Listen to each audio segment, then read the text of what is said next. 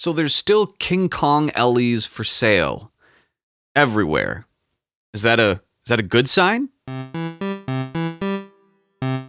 Keith Elwin, the greatest pinball designer currently, almost objectively, when you take into consideration sales and everything else. And limited editions are just sitting there for the taking. Hence why I have not been personally involved in pinball as much the past few months. One of the big reasons, the market, I should say, not just used market, is less than ideal.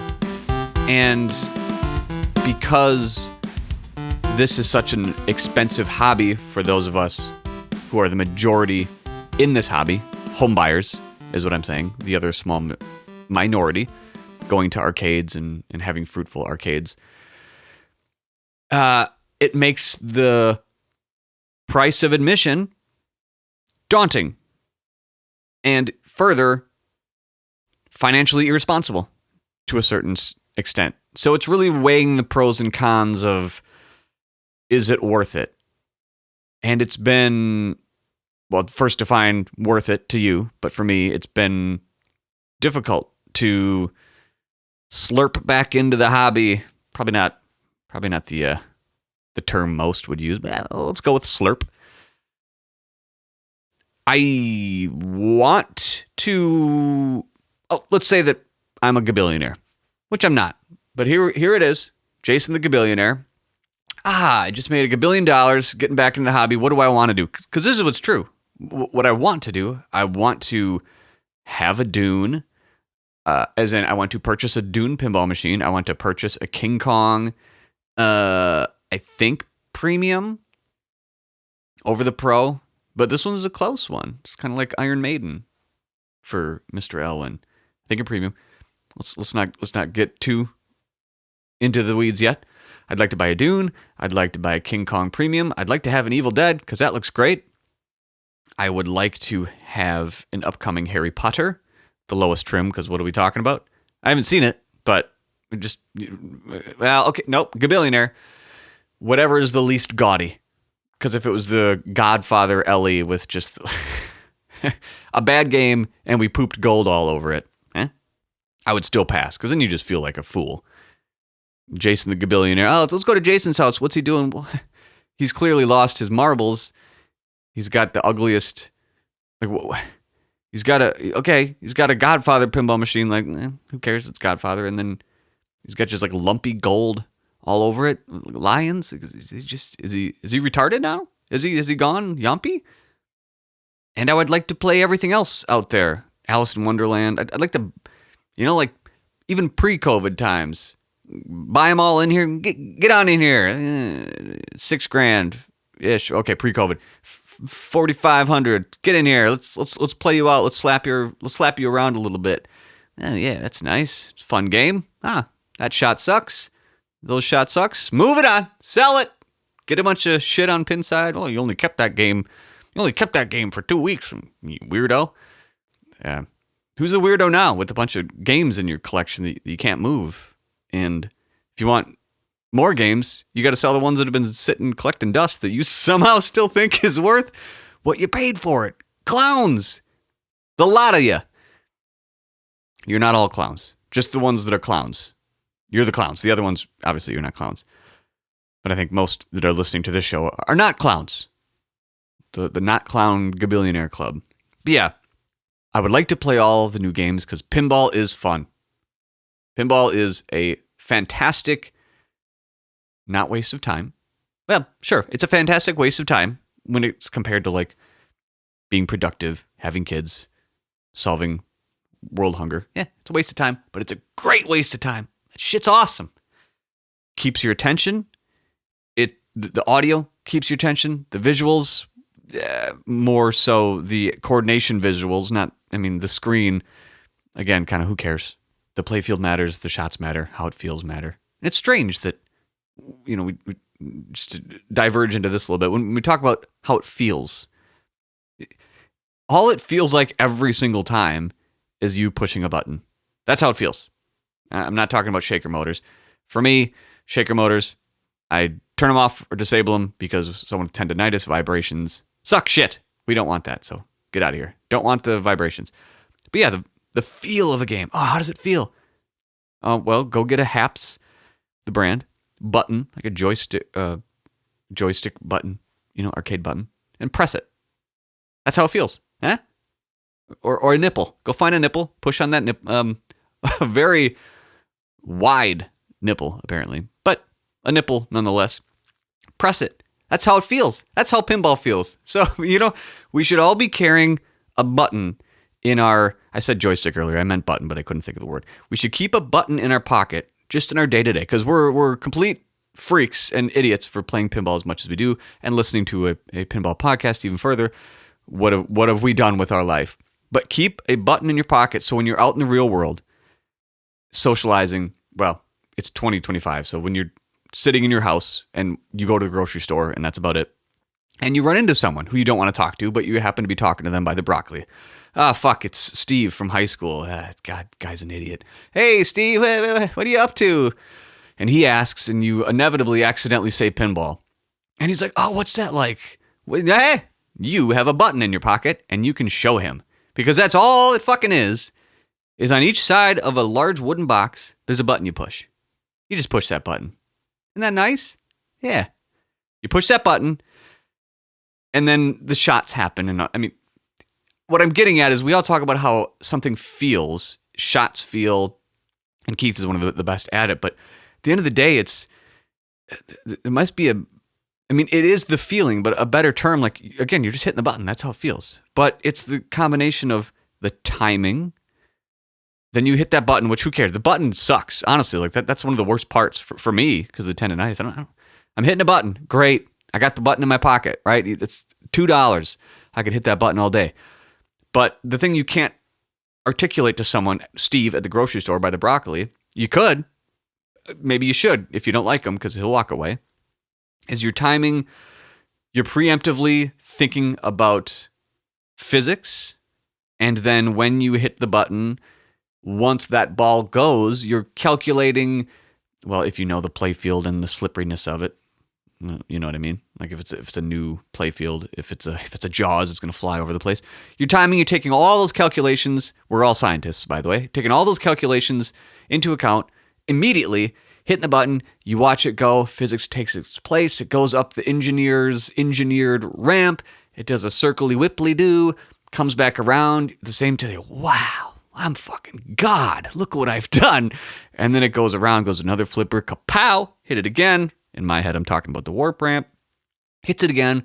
The engineer comes back into play who's made that shot in perfect spot, physics on the machine. It goes up there, the lights go off. Wow! You might have a little orgasm. It's amazing. While that's happening, lights are going off. You know that you're hitting a shot based on rules. Well, a lot of times for us, or we're doing it, or when you evolve into that.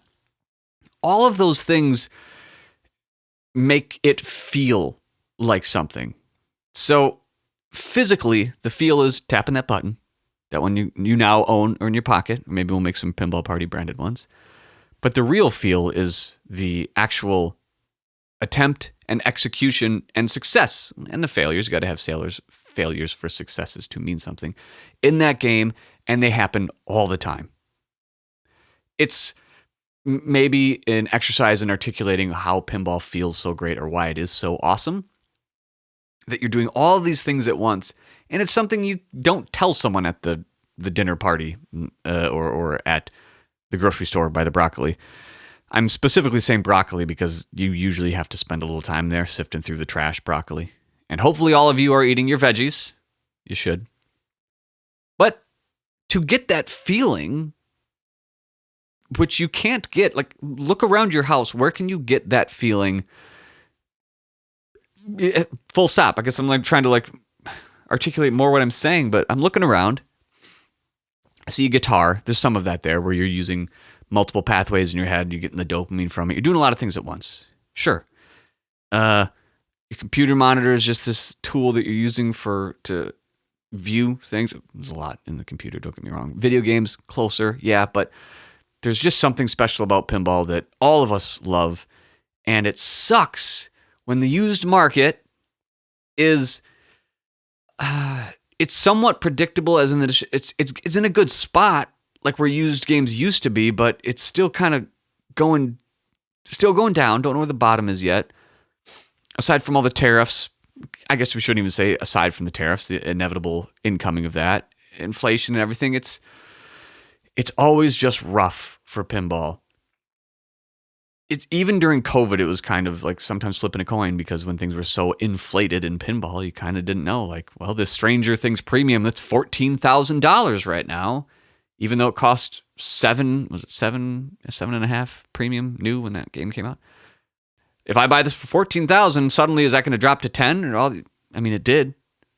It's volatile, and as all of us, again, to beat a dead horse, who are fortunate enough to have enough money in our lives to even think about buying pinball machines, we've usually gotten there by using smarts around money, being financially or fiscally responsible. So when you see it's not an investment, so all of you keyboard warriors that are going to say that again, a lot of you have stopped because you're like, who are we talking to? You're just saying it for the sake of saying it. No one's saying that pinball is an investment except for the LE freaks. The Metallica LE are the last people who have really flipped money on it. Maybe a couple Jaws people, but knock it the fuck off. God, stop it. I think they should really stop the LE pinball machines anyways, except for the distributors that make money on it and all that. Like, just dumb. Look at Foo Fighter LE prices. Get slammed in the rectum. Oh, God. Sorry, Pickle. I know I sold you my Foo Fighters LE, but that was, that was a different time. And we've talked, but the market is rough. So the saying that King Kong LEs are still in the market is telling. The best pinball designer and a very neutral, or at least non-offending title isn't moving the historical day one sellout, nay, hour one sellout games. Now, we are in a special little time where this hasn't happened. I can't think of the last time when an impending title as big as Harry Potter was announced, but not shown at all from the hobby's most expensive manufacturer. So that is, a lot of things take it with a grain of salt. But Harry Potter is going to move some fucking money around in this hobby. It's a large theme that people have been waiting for, you get it, for a long time. But to announce it without showing it and knowing that they're going to have 3 trim models, which has not been the case for a while, one of them being as affordable as a Stern Premium, give or take a couple $100, depending on who you know, depending on which distributor you know, or which one you're friends with. And of course, there's only one choice, that is Flippin' Out Pinball. When I buy my pinball shit, I buy from Flippin' Out. From toppers, sharp blades, Reels, I've got it figured out. Flippin' out, figured out. When I think of pinball, I think Flippin' Out. Flippin' out, figured out. When I buy from Flippin' Out. Buy. So all these games I would like to buy, I would buy them from Flippin' Out Pinball, who has the best support in the industry and the largest fucking family you've ever seen. It's gross. Stop breeding. However, buy from them. They're great. They probably even have a couple King Kong LEs laying around. Who knows? Ask him. Ask Zach. Maybe he has them. Figure it out. Harry Potter's coming, so that's what she said. Yuck. Harry Potter's coming. That's probably a pornographic movie. Gross. But if you have it, please email into pinballpartypodcast@gmail.com. We'll check it out and we'll do a review. Everyone's saving their money for this inevitable Harry Potter game, or at least to view. Word around the campfire, maybe this will surprise no one, is that it's gorgeous AF. That, what to say? That it's, without giving away too much, that it's really good and you probably should save your money. I'll leave it at that. And so I guess I'm not helping the issue, but Harry Potter, it's coming. They announce it. It's like saying, hey, there's a new Star Wars game. It's not as big, but almost. Hey, there's a new Star Wars game coming out soon. It's going to be about $10,000. and it's supposed to be awesome. And then they go ahead and they announce, well, like, King Kong or Keith Elwin's next game, whatever it may be, just another monster. And then Dune comes out, which is like, Dune is, the movies are cinematically awesome, especially lately when there's not a lot of movies like that, like I say, like fantasy, sci-fi, Star Wars, Lord of the Rings. I mean, plus it's a cinematic experience like, I won't say like none other. They're great. Like the story in itself, it's fine / bad. Like I don't find the actual Dune mythos or characters or anything like that compelling. It's kind of forced and bad, in my opinion, bad. The movies are great though. It's a great time, and that they're making such a cinematic game. And from those who brought us Labyrinth, which was fantastic, that's also really compelling. And from what I've seen of Dune, a lot of us have not played it. It's not too shabby either. We're not like waiting for, old trash games like Texas Chainsaw or Halloween. Just to toss out a couple, or games like John Wick. I don't know, just tossing out a couple. Godfather, Toy Story 4. These aren't. It's a big group of great games, and what do you do with your money when? Going back to, we love this hobby, we want to play it all.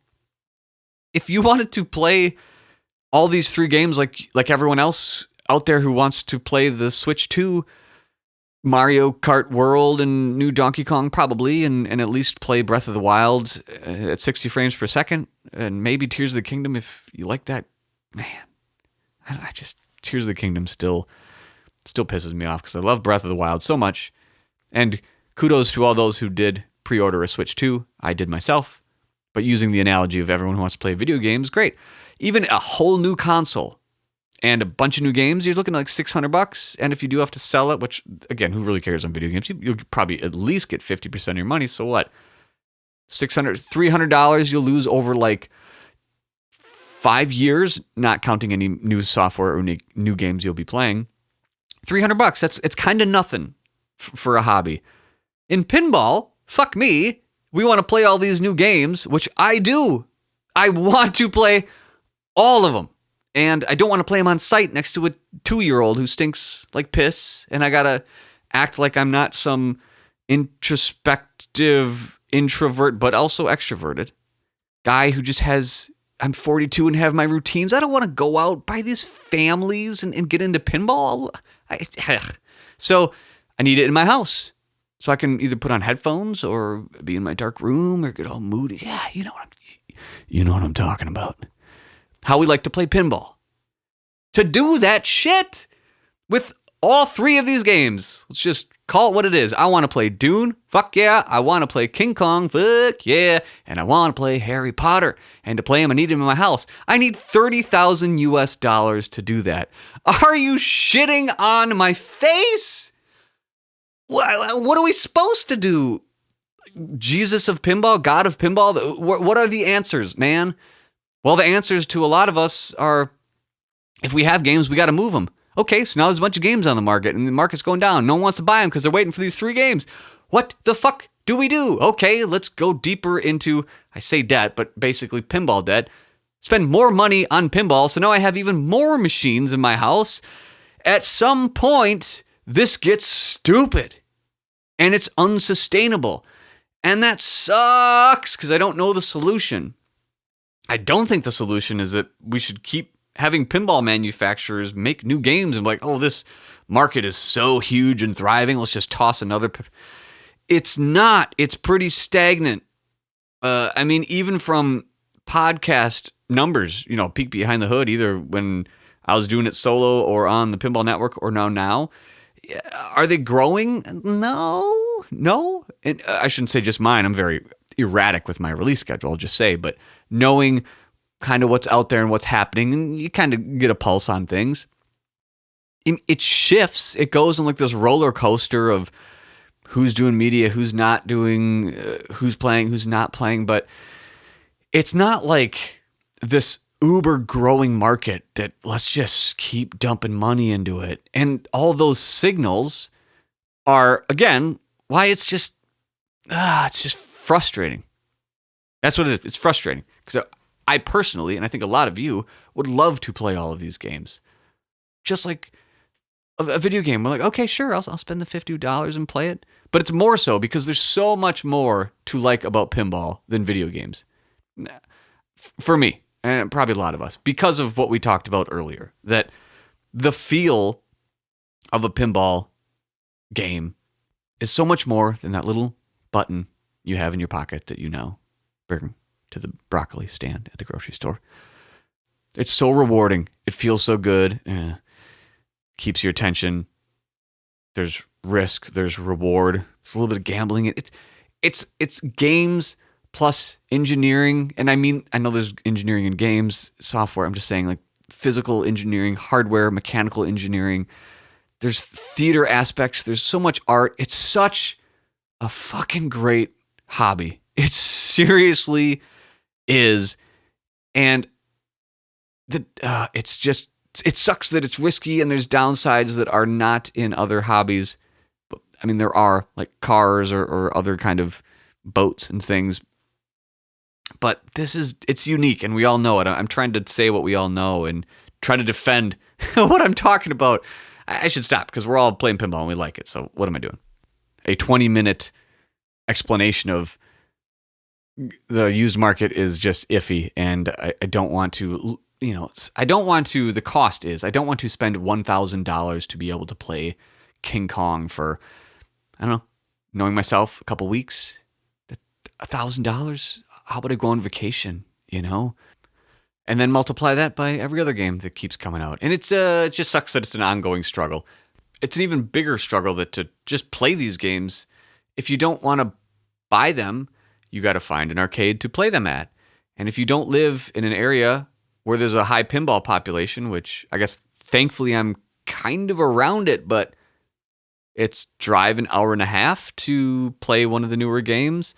Hope that the place close, which is a super family friendly, which is not the recipe or chemistry for pinball. I want a dark, dungy, punk rocky kind of place. When actually what I really want is it in my own room at home to enjoy the music and sound effects and everything. But if you don't buy it and have to spend the money, you have to go find somewhere to play it. And if you find somewhere to play it and it's close, good on you. But a lot of us, it's hours away. And let's say going back that you do spend the $10,000 on a game and then inevitably lose a couple grand on it in this market, then you have to sell it. So you post to Facebook and deal with those worms, or Pinside, which is it's fine. It's pretty good. But then you have to drive maybe up to 5 hours. I'm too tired. I'm just done with the driving across states and this I'm going to get a pinball machine, and I'm kind of over the novelty of that, and it's kind of lost. It's like, oh my God, I have a pinball machine in my house. Now it's like, I got this heavy, expensive burden of a game in my house that I have to get rid of. It quickly, to me, turns from a game that is fantastic, feels good, it's King Kong, could be Harry Potter, whatever. It's amazing. To then when you're done with it and bored like anything else, holy shit, now I got to deal with this. So it's an inevitable weighing the pros and cons of this, and the overall trajectory and everything is like the companies are saying, look at these awesome games, and you're right, these games are awesome. Even John Wick or X-Men, pick it, games that are like, not that great. In a vacuum, pinball is fucking sweet. It's all the things revolving around it, orbiting that is the cost, the space.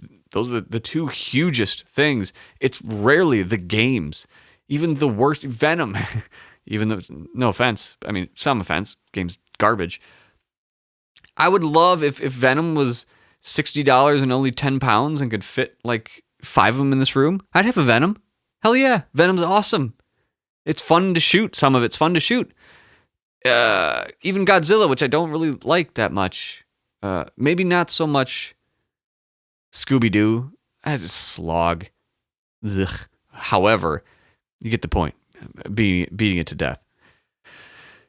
All that said, the upcoming games, we're pretty lucky to be in this. It's at least pinball is still going. I want to play all of them. I just don't want to have to pay, and I don't mean that monetarily. Pick it. I mean it. Like spend my time driving 10 hours to do it, or the actual money, $1,000, or go to an area where I don't want to have to be just to play it. Kind of don't want to spend the cost to play the game. And my wrist has been amazing not playing pinball. It's pretty nuts how when you avoid something that keeps the injury going, it's pretty good. It's at bay. So why does pinball cost so much? Huh? Gary Stern, what are you doing? Why are you making it cost so much? And also thank you for continuing to make these games. It's like you're a drug dealer, just like any drug. Drugs are great. Any of those who haven't done them, I'm not saying I highly suggest it, but people don't do them because they're not fun. They're a good time. Oh, I don't do drugs, as you say, drinking coffee or whatever. Yeah, you do. Or smoking cigarettes or drinking alcohol. Oh, they're great. They make you feel great, but they all have their pros and cons. Why does pinball have to be, such a heavy, expensive drug? Do you think aliens would think we're doing the smart thing, playing pinball, if they were like, well, or AI? Oh my God.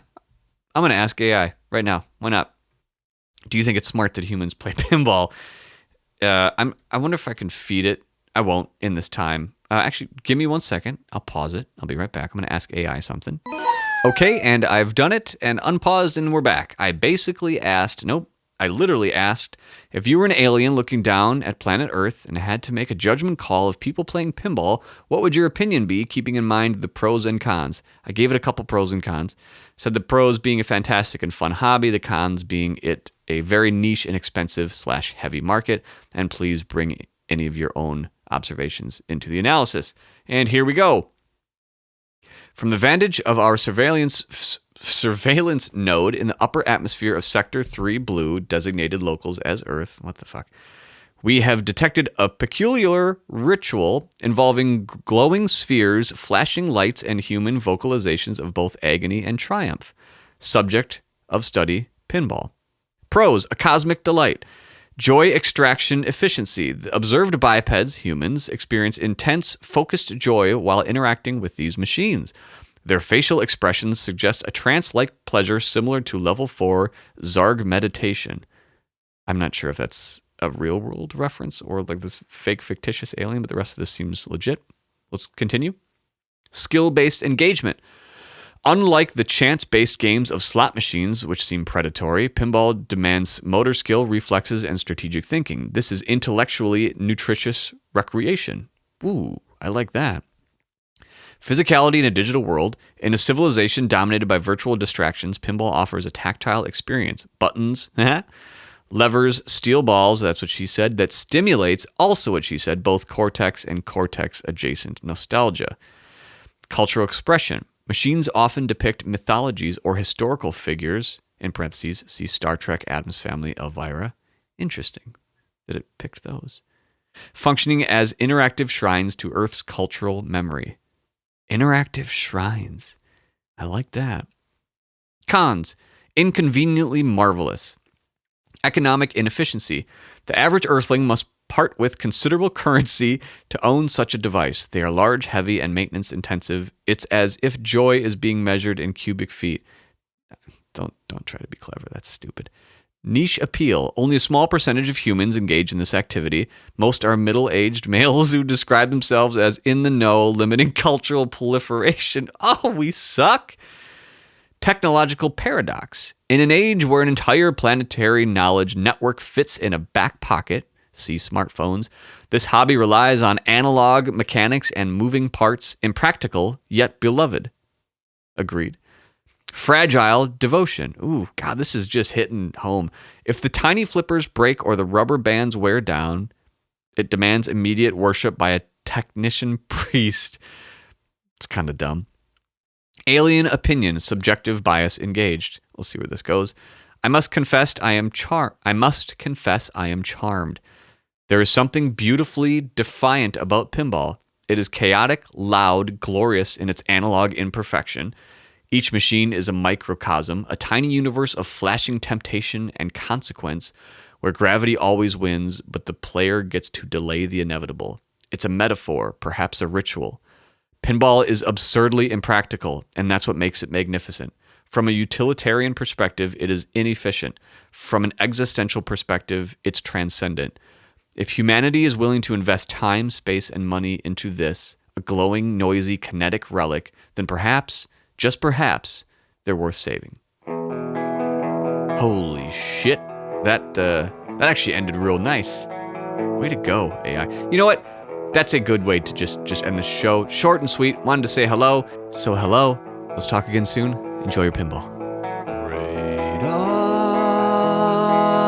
doesn't matter. Moments never matter. It's that momentary bliss that I don't find. And I know I'll always miss, and I don't mind. Constant inner battle.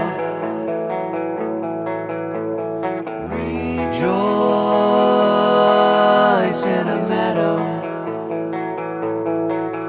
It's a momentary bliss that I don't find. And I know I'll always miss, but I don't